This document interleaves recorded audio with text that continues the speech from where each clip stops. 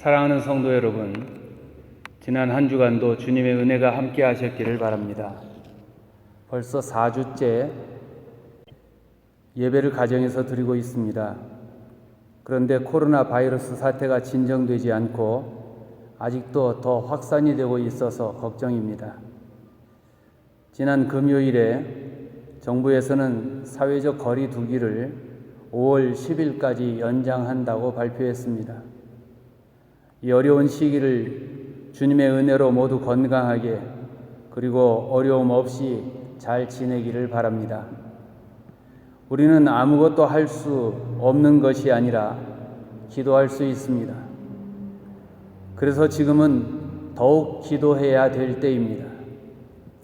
지난 한 달 동안 목장별로 릴레이 금식 기도에 참여해 주신 모든 분께 감사를 드립니다. 부활절을 지내면서 주님을 더욱 닮아가며 주께서 주신 사명을 감당하는 자가 되는 부활의 진정한 의미를 누리는 우리들이 되기를 원합니다. 가족들이 함께하면서 모두가 행복하시길 바랍니다. 힘내서 함께 이겨냅시다. 준비하신 헌금을 드리겠습니다.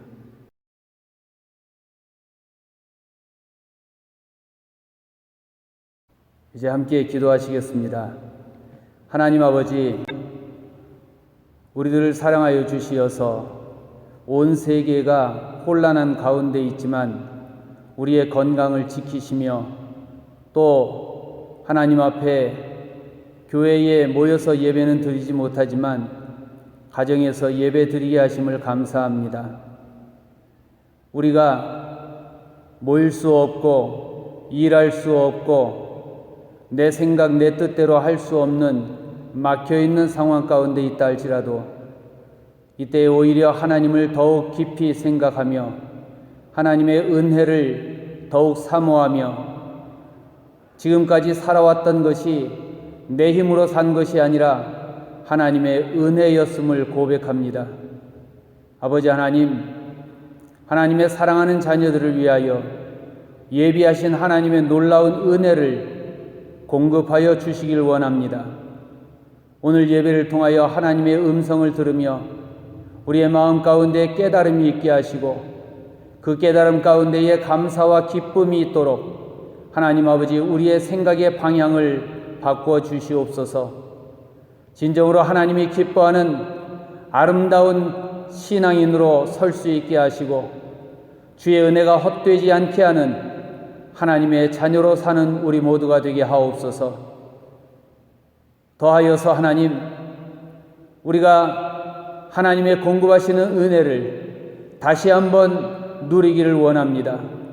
사방이 막혀 있는 것 같으나 하나님 아버지 능치 못함이 없으시오니 오히려 이때에 우리가 하나님 앞에 기도함으로 우리의 문제가 해결됨을 경험하게 하시고 생각한 것보다 더 이루시는 하나님을 경험할 수 있길 원합니다. 가정마다 평안케 하시며 더 많이 사랑하게 하시고 어려울 때에 더 위로하는 따뜻한 가정이 되게 하시며 우리의 믿음을 더하여 주시어서 하나님 아버지 기도하는 자에게 하나님 예비하심을 허락하시는 그때까지 절망하거나 포기하지 아니하고 믿음으로 끝까지 이겨내는 가정들 되게 하옵소서.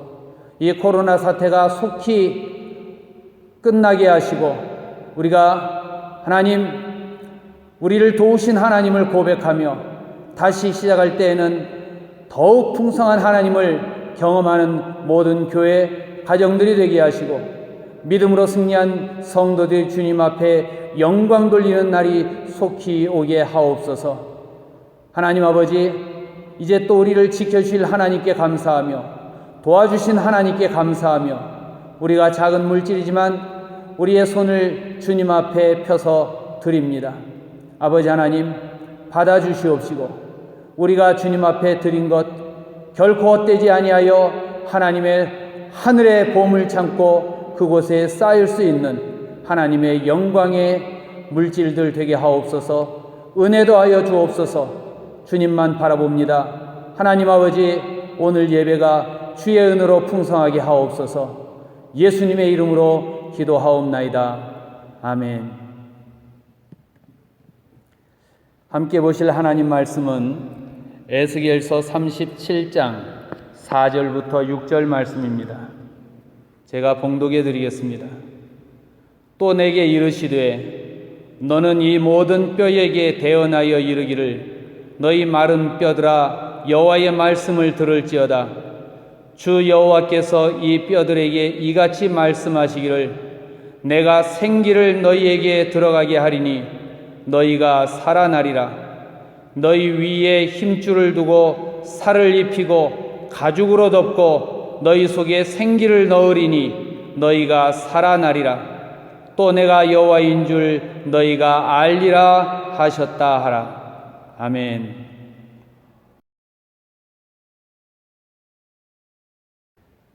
하루는 하나님께서 선지자 에스겔에게 하나의 환상을 보여주셨습니다.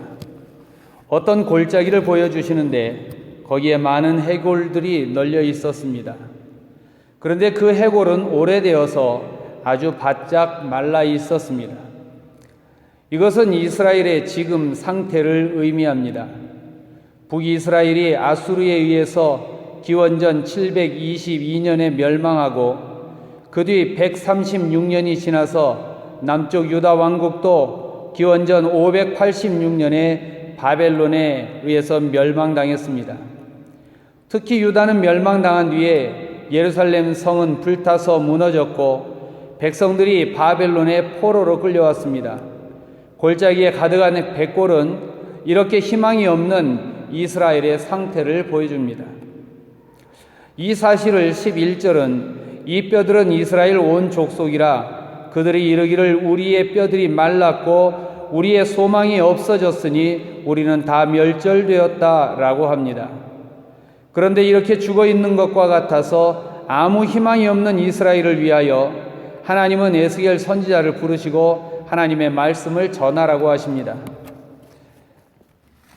전해야 할 내용은 9절에 생기야 사방에서부터 와서 이 죽음을 당한 자에게 불어서 살아나게 하라 라는 것입니다. 이 죽음을 당한 자에게 불어서 살아나게 하라. 이것이 에스겔 선지자를 부르신 하나님의 목적입니다. 죽어서 이미 해골이 되었고 아무 희망이 없는데 이곳에서 살아나게 하라는 새 역사를 하나님이 시작하시겠다는 것입니다. 그렇습니다. 하나님께서 일하시기 시작하면 죽어있는 곳에 살아나는 역사가 일어날 것입니다. 이것이 하나님의 역사이고 하나님의 역사는 새 생명의 역사, 부활의 역사입니다. 지난주일 우리는 코로나 바이러스 사태로 인해서 모든 것이 멈춰 있는 가운데 부활절을 지냈습니다. 그러나 이 바이러스 사태로 인해서 교회에 모이지도 못하고 각 가정에서 부활절 예배를 드렸습니다. 교회만이 아니라 성도님들이 가게 문을 열지 못한 지도 한 달이 넘었습니다. 지난 수년 동안 브라질의 우리 한인들이 경제적으로 어려움이 많은 시기를 지냈지만 지금은 아예 아무 활동도 못하고 있습니다. 금년 새해를 맞이하면서 새해 맞이 예배를 드릴 때 목사님 올해는 좋아지겠죠? 라고 묻던 분이 계셨습니다. 수년 동안 어려움이 많았는데 이제는 바닥에 오지 않았겠느냐고, 이제는 올라갈 때도 되지 않았겠느냐고 물었습니다. 그런데 아직도 바닥이 아니라 더 떨어질 수 있다고 생각하니 정말 걱정입니다.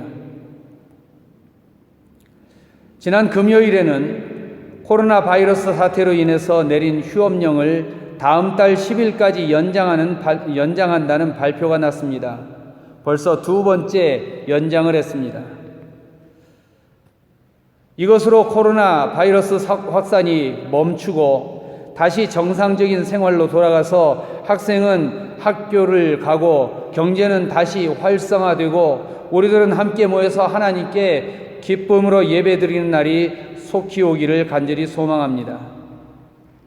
생명이 없는 마른 뼈, 도무지 소망이 없는 하얀 해골만 있는 곳을 에스겔 선지자에게 보여주시면서 하나님이 그에게 물으셨습니다.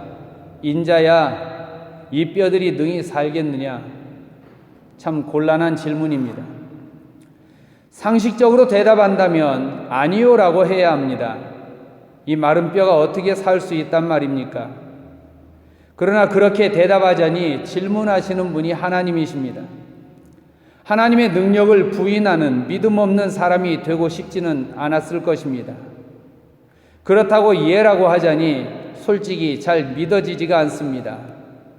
그래서 에스겔은 주께서 아시나이다 라고 대답했습니다. 아주 묘한 대답이죠.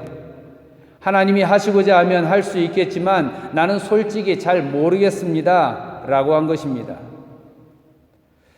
그런데 에스겔이 그렇게 말한 이유는 하나님, 나는 그런 일을 본 적이 없습니다 라는 자기 경험 때문입니다. 차마 안 된다는 말만 안 했을 뿐이지 안 된다고 대답한 것입니다. 만일 된다고 생각했으면 예, 그렇게 될 것입니다. 아멘 하면 그만입니다. 항상 그렇습니다. 된다고 믿는 사람은 말이 간단합니다. 네, 감사합니다 라고 하면 됩니다. 그러나 안 된다고 생각하는 사람은 상대방의 물어보신 하나님의 체면도 배려해야 하고 자기의 믿지 못함을 듣기 좋게 포장도 해야 됩니다. 그래서 말이 길어지고 설명이 길어집니다. 그런데 다시 말씀으로 돌아가서 보면 하나님은 에스겔에게 하나님을 대신해서 선포하라고 명령하십니다.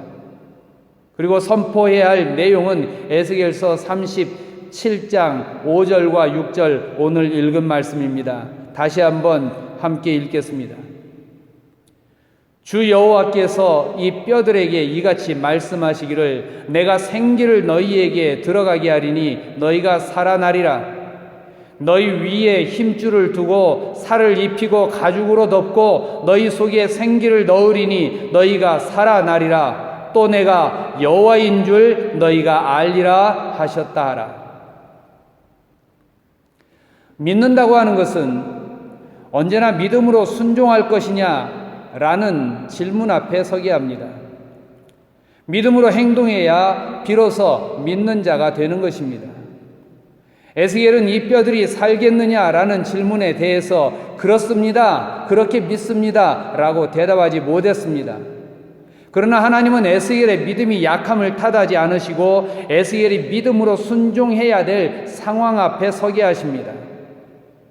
에스겔은 하나님의 말씀을 믿고 주신 말씀을 그대로 선포하든지 아니면 끝내 믿지 못하고 선포하지 않을 것인지 선택해야 했습니다. 사람들이 착각하는 것이 있습니다. 그것은 자신이 하나님의 말씀에 순종하면 그 결과 놀라운 역사가 일어나야 한다고 생각하는 것입니다. 하나님이 에스겔에게 요구하신 것은 뼈들이 살아나게 하는 것이 아닙니다. 하나님의 말씀을 대언해서 선포하는 것, 이것을 요구하셨습니다. 뼈들이 살아나게 하는 것은 하나님이 하실 일이고 에스겔이 해야 될 일은 선포하는 것이었습니다. 바울은 서로 나는 누구의 파라고 다투는 고린도 교회에게 보낸 편지에서 고린도전서 3장 6절과 7절에 나는 심었고 아볼로는 물을 주었으되 오직 하나님께서 자라나게 하셨나니 그런즉 심는 이나 물 주는 이는 아무것도 아니로되 오직 자라게 하시는 이는 하나님뿐이니라 라고 이야기합니다. 심는 것도 필요하고 물 주는 것도 중요합니다. 그러나 그보다 중요한 것은 생명을 자라게 하는 것입니다. 심어서 생명을 키운 것이 아니라 물을 주어서 생명을 자라게 한 것이 아니라 하나님이 생명을 자라게 하셨다는 것입니다. 모두가 필요한 일이지만 그것이 누구보다 더 중요한 일을 했다고 하는 공로를 자랑할 이유는 안 된다는 것입니다. 에스겔은 하나님의 말씀에 순종해서 하나님이 주신 말씀을 그대로 선포했습니다. 그것이 될 것이냐 안 될 것이냐, 믿느냐 믿지 않느냐가 중요한 것이 아니라 에스겔은 하나님이 주신 명령에 순종했습니다. 자기 할 일을 한 것입니다. 그런데 그랬더니 마른 뼈들이 소리를 내고 움직이기 시작하더니 뼈들이 서로 들어맞고 거기에 살이 오르고 가죽이 덮이고 온전한 육체가 되었습니다. 그런데 아직 그 속에 생기가 없었습니다. 몸은 회복이 되었는데 금방 죽은 시체 같은 상태였습니다. 여기서 우리는 새 생명의 역사가 일어나게 하는 사역의 두 단계를 발견합니다. 첫째는 말씀의 사역입니다. 말씀을 들으면 죄에서 회개하는 역사가 일어납니다. 하나님의 말씀은 죄를 드러내고 따라야 할 바른 길을 보여줍니다. 하나님의 말씀은 진리이고 진리는 판단의 기준입니다. 그래서 진리를 알게 되면 진리를 따를 것인가 말 것인가 결단을 해야 합니다. 그리고 하나님의 말씀을 듣고 순종할 때 그를 하나님의 형상을 가진 자라고 말합니다. 그러나 아직 충분하지 않습니다. 그 안에 생명의 기운이 없기 때문입니다. 모양은 갖췄는데 아직 살아있는 것이 아니라는 말입니다. 새 생명의 역사가 일어나는 두 번째 단계의 사역은 생명의 기운이 있어야 합니다. 우리가 교회를 다니고 주일에 예배를 드려도 세상을 변화시킬 하나님의 일꾼이 되지 못했다면 그것은 모양은 있으나 능력이 없기 때문입니다. 교회는 단순히 예수 믿는 사람들의 모임이 아닙니다. 이 교회를 통해서 이 땅에 하나님의 뜻이 이루어져야 합니다. 하나님의 생명이 교회를 통해서 세상 가운데 퍼져나가야 합니다. 교회는 이 일을 위해서 하나님이 세우셨고 존재합니다. 그래서 예수님이 이 세상을 떠나 하늘로 올라가실 때에 교회에게 주신 명령은 땅끝까지 이르러 내 증인이 되라 하신 것이고 모든 민족으로 제자를 삼아 가르쳐 지키게 하라고 하신 것입니다. 그래서 바울은 너희가 믿을 때에 성령을 받았느냐라고 묻는 것입니다. 교회는 성령의 능력이 나타나는 곳이 되어야 합니다. 하나님의 능력을 받은 자들이 교회 안에 있어서 하나님의 능력으로 역사하는 곳이 되어야 합니다. 이제 하나님은 에스겔에게 또 한 번의 말씀을 대언하라고 하십니다. 그 말씀이 에스겔서 39장 9절과 10절입니다. 제가 읽어드리겠습니다. 또 내게 이르시되 인자야 너는 생기를 향하여 대언하라. 생기에게 대언하여 이르기를 주 여호와께서 이같이 말씀하시기를 생기야 사방에서부터 와서 이 죽음을 당한 자에게 불어서 살아나게 하라 하셨다 하라. 이에 내가 그 명령대로 대언하였더니 생기가 그들에게 들어가며 그들이 곧 살아나서 일어나 서는데 극히 큰 군대더라. 여기서 생기란 말은 창세기에 하나님이 흙으로 아담을 지으시고 그 코에 불어넣으신 생기와 같은 말입니다. 그리고 사도행전에 성령도 같은 어원을 가지고 있습니다. 즉 생기가 들어갔다는 것은 성령을 받았다는 말입니다. 하나님의 생기가 들어간 결과를 하나님은 오늘 말씀의 14절에서 내가 또 내 영을 너희 속에 두어 너희가 살아나게 하고 라고 말씀하십니다. 하나님께서 주시는 생명의 기운을 받으면 살아나는데 하나님은 이것을 하나님의 영이 그 안에 있는 것이라고 말씀하십니다. 정리를 하면 마른 뼈들이 부활하여 큰 군대가 되는데 사역에 두 가지 단계가 있습니다. 먼저는 말씀의 사역이 있어서 모양을 갖춥니다. 그러나 거기에 하나님의 기운, 하나님의 능력, 성령의 역사가 더해져서 살아있는 강력한 군대가 되어야 합니다. 교회는 믿는 사람들이 모이고 그 안에서 교제하고 사랑을 나누며 예배를 드립니다. 그러나 이것은 겉으로 드러나는 교회의 모양입니다. 교회는 모여서 위로와 사랑으로 회복되고 힘을 얻은 후에는 그 힘을 가지고 세상을 변화시키기 위해서 다시 세상 속으로 들어가야 합니다. 교회는 세상 속에서 고생한 성도들이 쉼을 누리는 곳이 되어야 합니다. 그러나 성도들이 위로만 받으려고 하는 것은 아직 하나님의 능력을 경험하지 못한 미숙한 신앙이기 때문입니다. 교회의 기도는 하나님 도와주세요, 살려주세요 라고 하는 것으로만 끝나면 안 됩니다. 교회는 세상을 살리기 위해서 하나님께서 하나님의 능력을 부어주시려고 부른 하나님의 일꾼들이 모인 것입니다. 그러므로 성도는 하나님의 능력 받기를 사모해야 합니다. 교회는 하나님의 기운, 하나님의 능력을 가지고 죄와 싸워서 이겨서 세상을 살리는 하나님의 강력한 군대가 되어야 합니다. 오늘은 부활절을 지내고 첫 번째 주일입니다. 부활의 의미 중에서 고통에서 해방되고 탄식이 변하여 찬송이 되고 두려움과 근심이 감사가 되는 것이 있습니다. 하나님은 이스라엘 민족이 포로에서 해방되고 자유를 회복하는 일에도 물론 관심을 가지고 계셨습니다. 고통을 쉬게 하시고 눈에서 흐르는 눈물을 닦아주시는 사랑의 하나님이십니다. 그러나 그것이 하나님의 관심의 전부가 아닙니다. 하나님의 목적은 회복시키는 것이 아니라 회복시킨 다음에 있습니다. 죽은 자가 살아나는 것에 그치는 것이 아니라 그 다음에 어떻게 사느냐가 중요하다는 것입니다. 세상은 언제나 정치와 경제, 얼마나 풍요롭고 안전하게 살 것인가에 관심이 있습니다. 그러나 하나님의 관심은 이스라엘이 다시 살아난 뒤에 하나님의 말씀에 순종하며 하나님의 뜻을 이루느냐에 있다는 것입니다.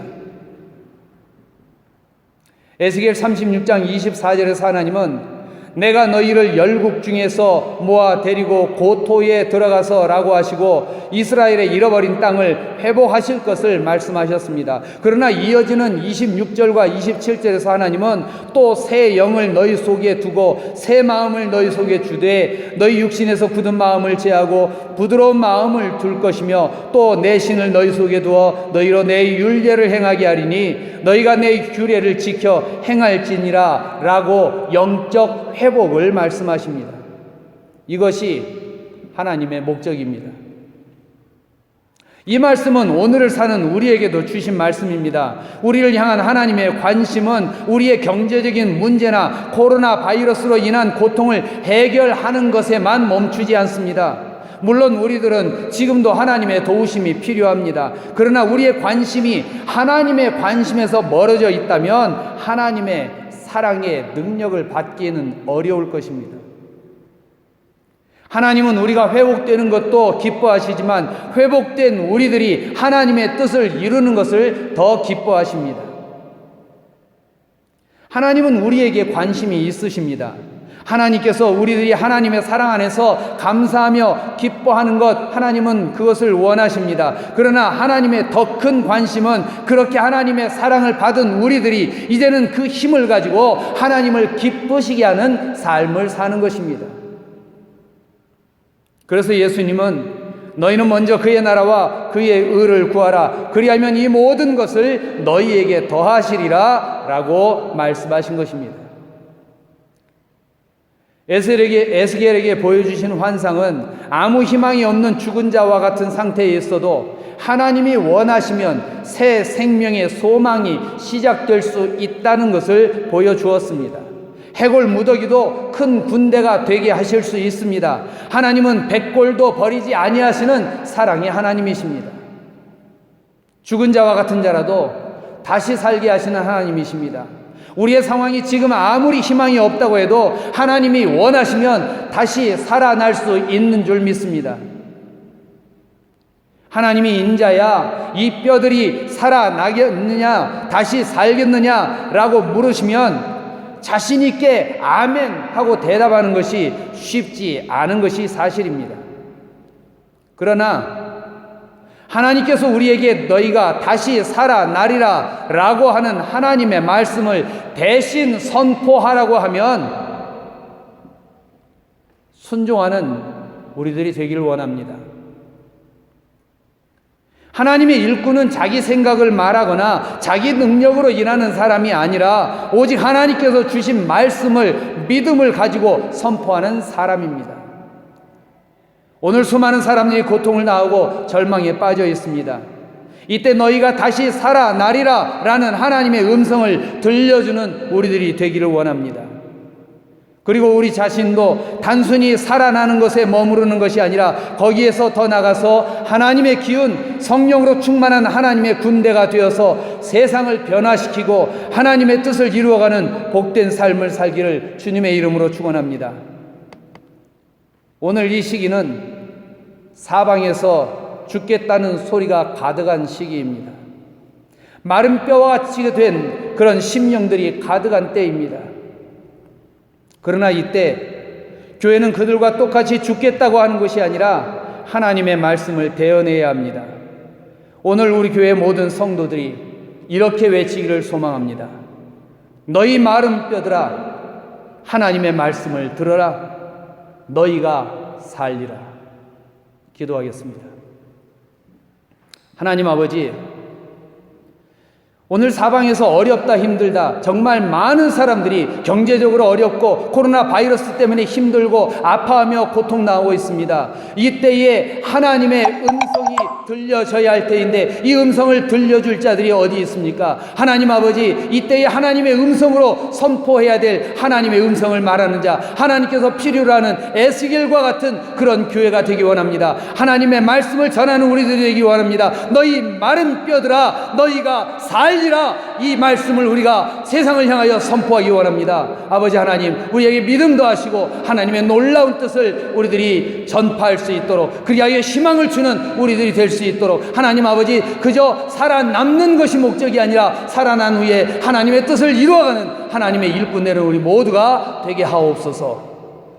감사드리며 예수님의 이름으로 기도드리옵나이다. 아멘. 지금은 우리 주 예수 그리스도의 십자가의 은혜와 하나님 아버지의 무한하신 사랑하심과 성령님의 새롭게 하시고 충만하게 하시는 도우심과 역사하심이 힘들고 어려운 가운데에 그저 살기만을 바라는 것이 아니라 살리시는 하나님, 은혜의 하나님, 그 사랑을 받아서 다시 살아난 후에는 더 나아가서 하나님의 뜻을 이루어가는 하나님의 일꾼으로 살기를 원하는, 세상에 소망을 주며 하나님의 놀라운 능력과 은혜를 세상 가운데 전하는 그런 자로 살기를 원하는, 하나님 앞에 예배하며 각처에서 하나님의 이름을 부르며 하나님의 도우심을 구할 뿐만 아니라 이제는 하나님의 뜻을 이루어가기를 원하는 사랑하는 한인 제1침례교회와 모든 성도들 위해 이제로부터 영원토록 함께 있을지어다. 아멘.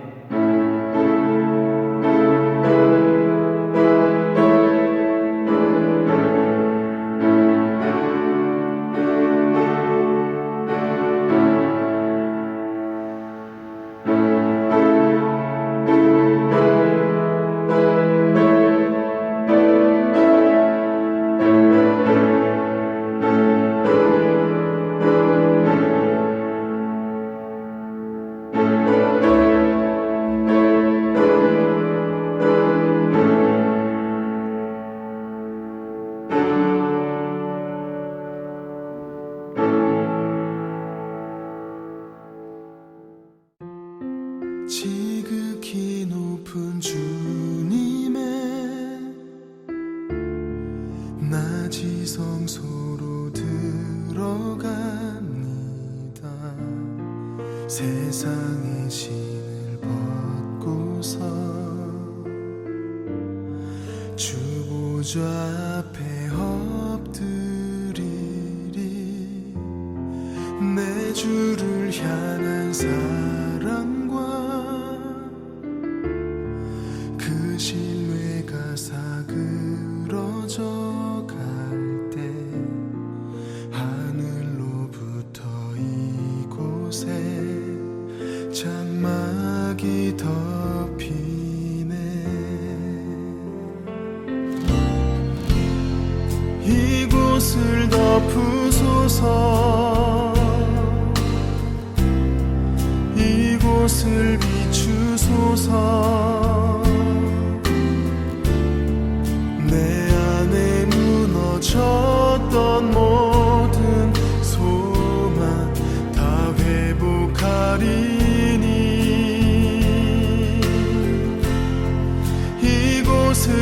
지나소서 이곳을 만지소서 내 안에 죽어가는 모든 예배 다 살아나리라.